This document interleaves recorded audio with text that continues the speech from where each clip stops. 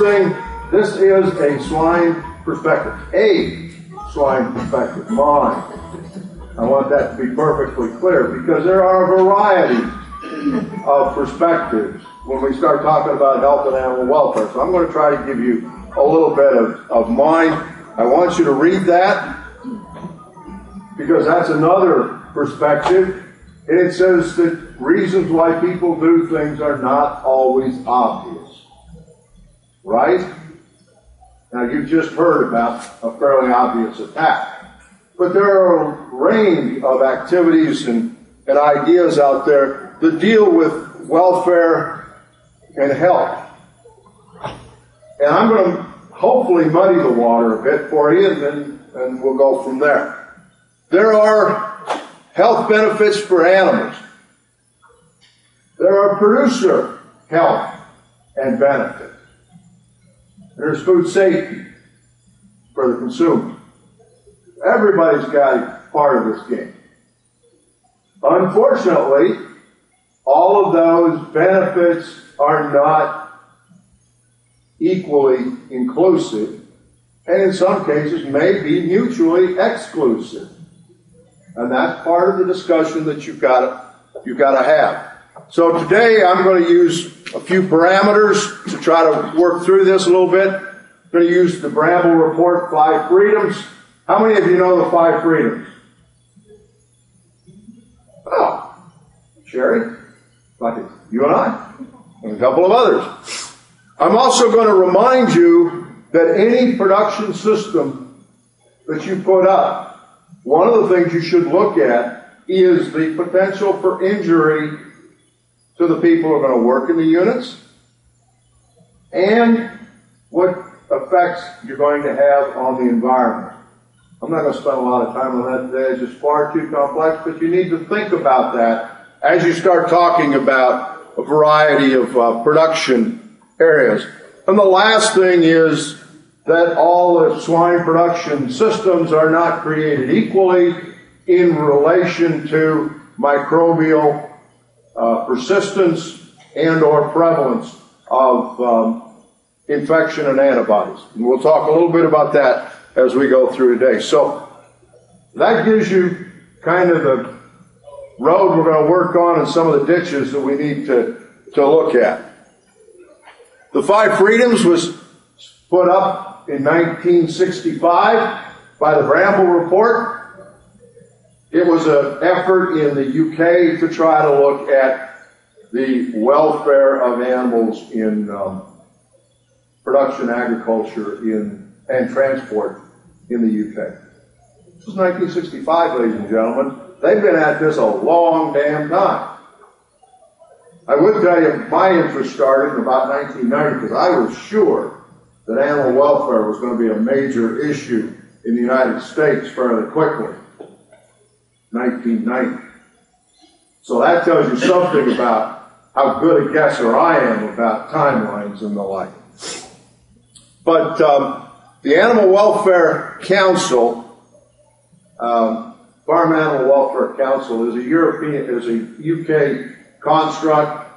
It's been around for a good number of years. They are the ones that continually try to refine these 5 freedoms. They, like the discussion that we had about the different pieces, those 5 freedoms are not mutually inclusive. As you look through them, you'll see you might do one, but it impacts another. Maybe positive for one, negative for another. We'll try to talk about that. It's used for evaluation of production and transport. And in the 1990 trip, I had 2 animal science colleagues, myself, an ag engineer, and we trucked around Sweden, Denmark, and the Netherlands. Had a 19 and an 18-year-old sons, and they kept looking for the Swedish ski team. They couldn't find them. But we looked at pig operations, and we looked at a variety of different systems. And it was a really an eye-opening issue because we went Sweden, Denmark, and the Netherlands. Now, the Netherlands, they don't believe because of their production systems they don't believe in betting. Denmark and Sweden, that betting was everywhere. Why? Why? Someone? Why? Going once, going twice, they produce small grains. Straw is a piece that they've got to get rid of. They got to get it off the land. So that colors into the system that you use. The 5 freedoms. Freedom from hunger and thirst. Food and water. That's fairly basic. Freedom from discomfort. Freedom from pain, injury, and disease. The ability to express normal behavior. Now, of all of those, that's the one that puts the kicker in the punch bowl. And the freedom from fear and distress. Now, can you look at that as someone who either raises livestock or works with people that do, and see the tensions that list of 5 things generate? So this is aspirational. It is not to be the thing that is going to happen. So this group, this 4-person group, we went around and we looked at a wide range of systems. We videotaped them. We brought them back for a public television series that we were doing in Iowa. And as we did that, we looked and said, all right, how would we evaluate the 5 freedoms in each of those systems? So I just sort of paraphrased them for you here. Individual crate systems. Freedom from hunger and thirst. It's high. You can guarantee that every one of those animals is going to get water and feed every day. Right? And they're not going to have to compete with somebody else for them. So you can set the amount. Freedom from discomfort. We put that in as perhaps moderate. Depending on how if you're pro crates, you probably would be high. We thought maybe moderate. It has some clear advantages for comfort. It has some issues where it may not be. So we call it moderate. Same with freedom from pain, injury, and disease. Does it wipe out the possibility of disease or injury? No, it does not. But it certainly doesn't inherently contribute to those. Freedom to express normal behavior. Well, that depends on how you argue normal behavior. We went the following year, because we like to travel, to England. And we were stopped in with this group of people. And they were into outdoor production. They really liked outdoor production. So they were telling us all the bad things about bar chewing and the like for sows, and how it's a stereotypic in confinement operations. So they took us out to their paddock where they were killing trees because they had the sows ringing the trees, and eventually those trees are going to die. But that wasn't really the consideration. Anyway, we're standing there videotaping, and sow comes up, the gate of the bar, sow comes up and starts grinding on the bar. I said, stereotypy? The lady looked at me and she says, no, that's normal behavior. Perception. But anyway, fear from freedom and distress, that's moderate, I think, by and large.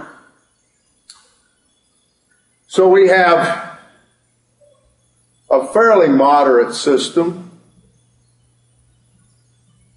It was selected in both Europe and in the United States because of problems in the antecedent management systems. So let's go talk about the next. Let's talk about the next one. Oh, I just put these in to remind you that crates are not I've heard factory farm today far too often. I've heard corporate farm. Crates are not unique to either of those two. Many family farms decide that crates are the best thing for them. This gentleman had just put crates in 3 years before, and his comment, this is a master pork producer from Iowa for the last 2 years ago now, and his comment is, I used to have them outside, I put them in crates, it was the best thing I did for them, and it was the best thing I did for me. There's reasons why these things happen. Comparison, pen with floor feeding.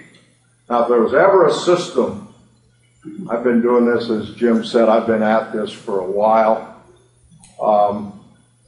This, in my view, and I put it down there at the bottom, this, in my view, is why the United States has 80+% sows in crates. We just could not consistently manage these, Tony.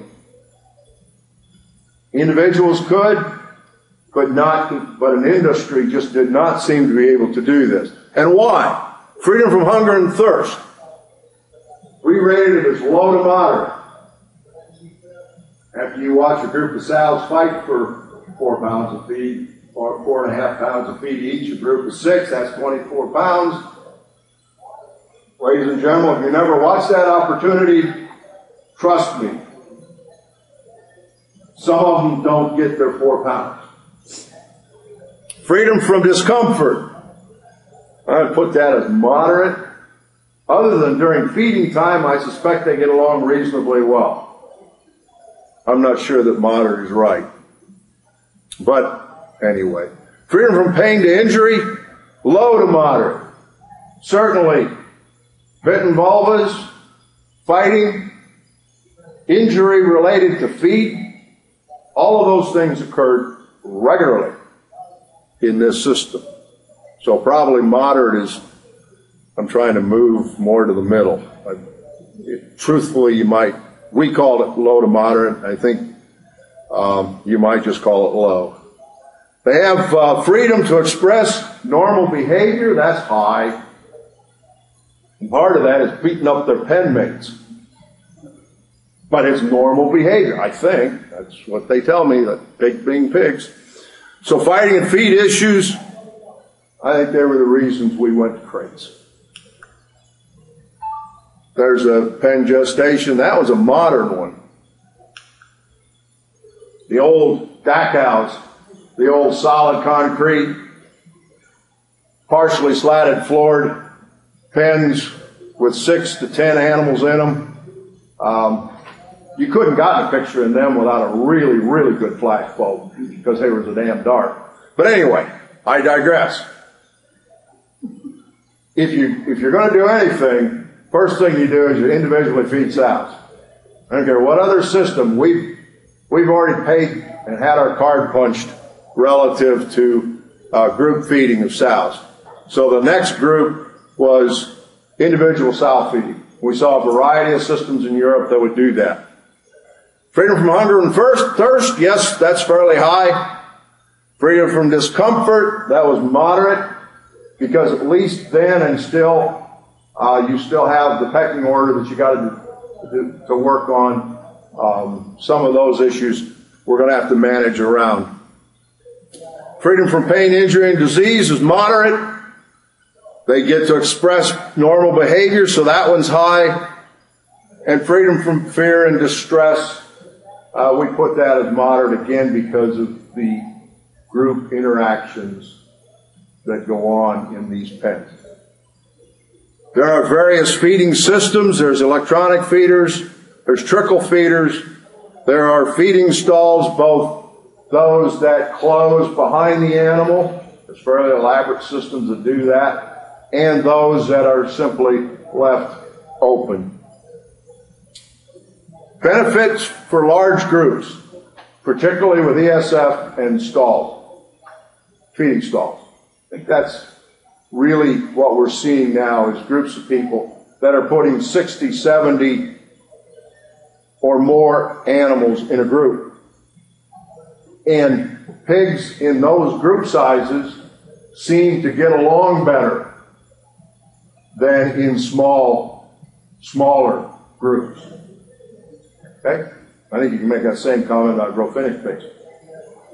And so we're seeing large group sizes beginning to come forward, and I think they have some benefits in terms of the social order and that freedom from discomfort that will need to be measured. Here's a system in Iowa that's got feeding stalls, and they feed the feed down, and the sows go to those feeders and get their daily ration.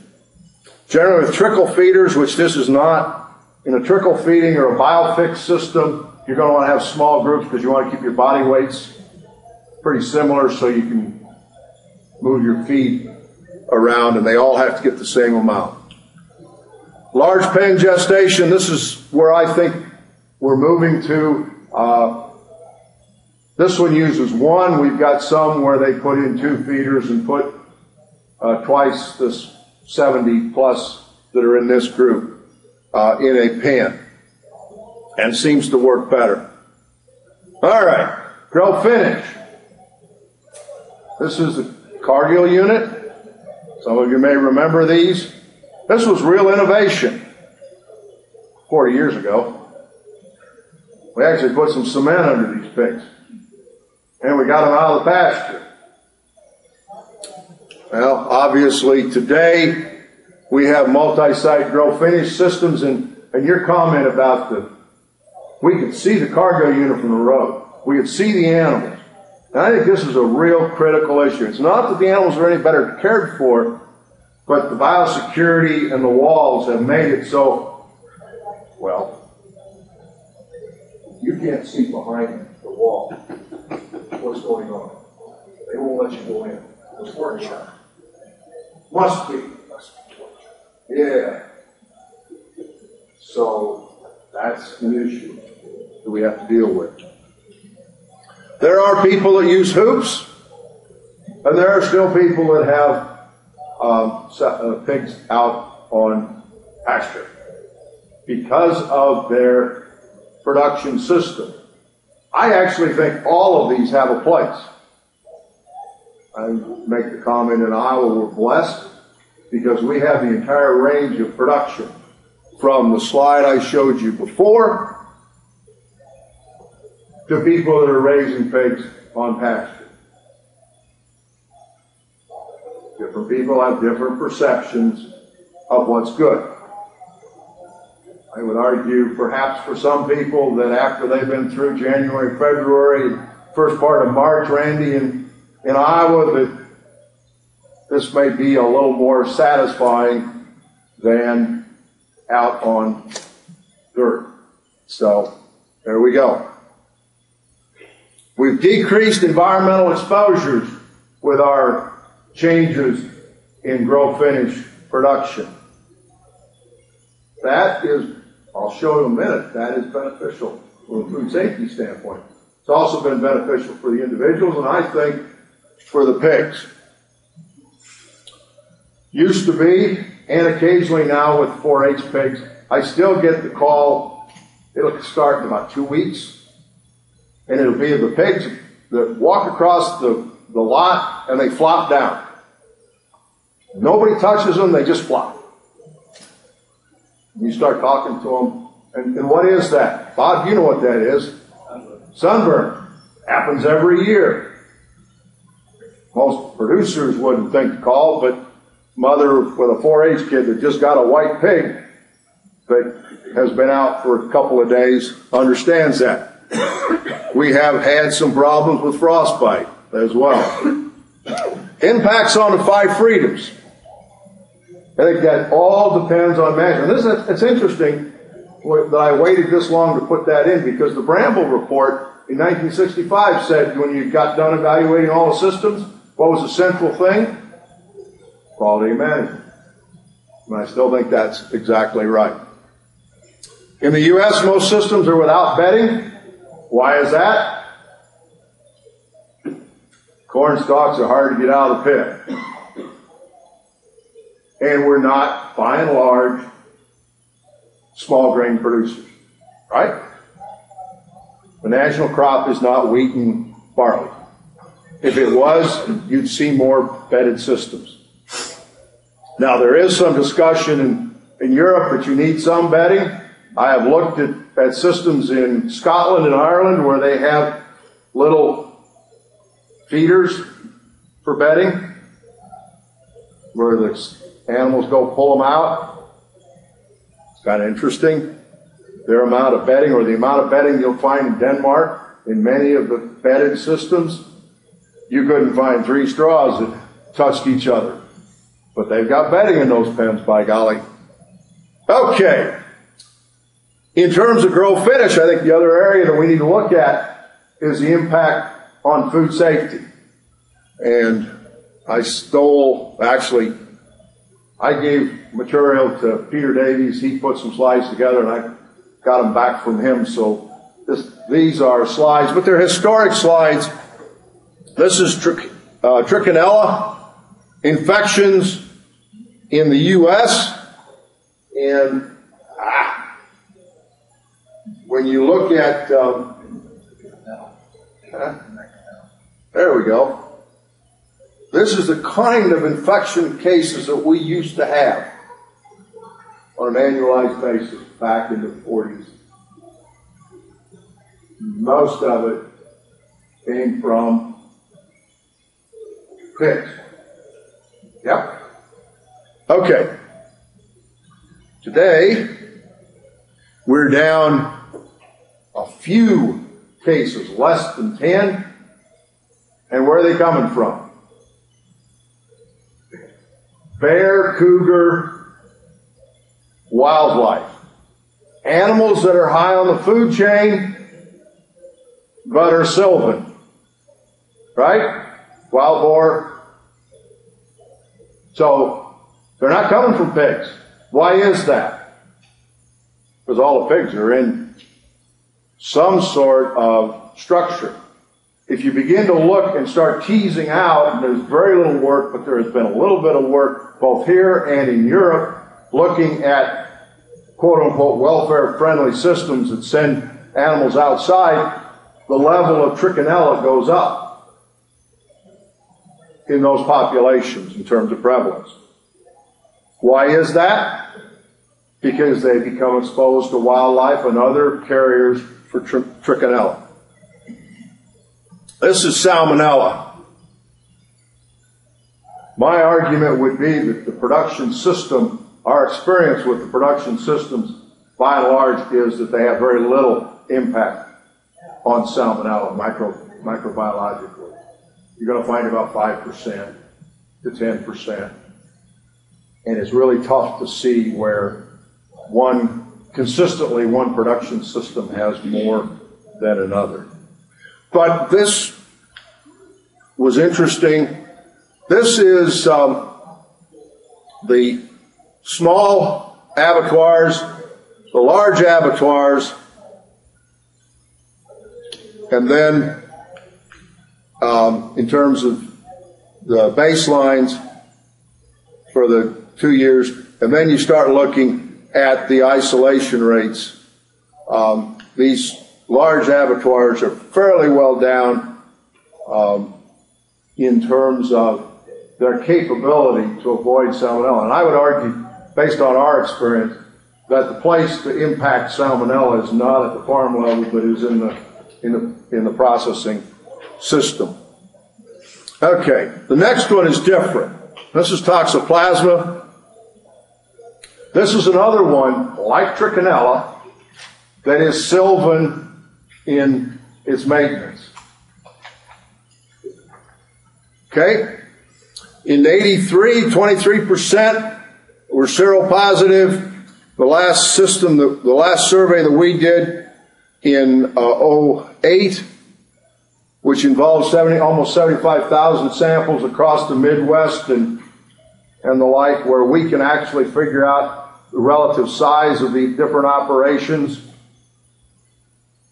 We looked at that and two things became obvious. One is that that 0.8 is very similar to the NOMS data. it doesn't surprise me. It was the same test. If you really got, we both got fairly representative populations, so we should get somewhere close to the same numbers. But in ours, we looked at under 1,000 to 2,000 pigs marketed a year, 2 to 4, 4 to 10, 10,000 to 1.5 million. The slope of that line appears to be down as you go size. Why is that? Biosecurity. The lack of cats in larger units. Had a producer one day, he must have had 40 cats running around. I said, if someone came to you and told you that you could eliminate or you could reduce your risk of toxoplasma if you got rid of those cats, what would happen to them? He said they'd be gone in 24 hours because of now I understand why I might want to get rid of them. They've been on the farm for generations. Put a plug in for PQA Plus because I think that's an area that's got both food safety and it's got welfare component. For those of you that are not familiar with it, I'd encourage you to go to the Pork Board website and look at the PQA Plus program because it is important that we as an industry look to improve the welfare and the food safety of the product that we produce. This is one system that can help to do that.